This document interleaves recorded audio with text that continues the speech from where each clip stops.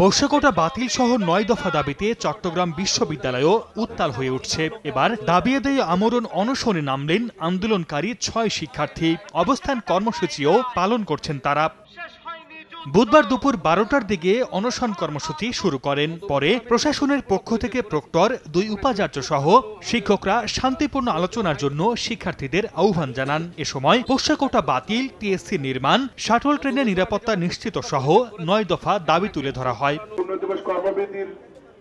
এদিকে পোশাকোটা পুনর্বহলের দাবিতে রাজশাহী বিশ্ববিদ্যালয়ের কর্মকর্তা ও কর্মচারীরা পূর্ণ দিবস কর্মবিরতি পালন করেছেন। বিশ্ববিদ্যালয়ের প্রশাসনিক ভবনের সামনে অবস্থান নিয়ে তারা এই কর্মসূচি পালন করেন। এর আগে গত ২ জানুয়ারি শিক্ষার্থীদের আন্দোলনের মুখে পোশাকোটা মৌখিকভাবে বাতিলের ঘোষণা দেন উপাচার্য। এটা আসলে প্রাতিষ্ঠানিক সুবিধা, সব বছরই যে একইভাবে ভর্তি নেয় আমাদের ইউনিভার্সিটি তা না।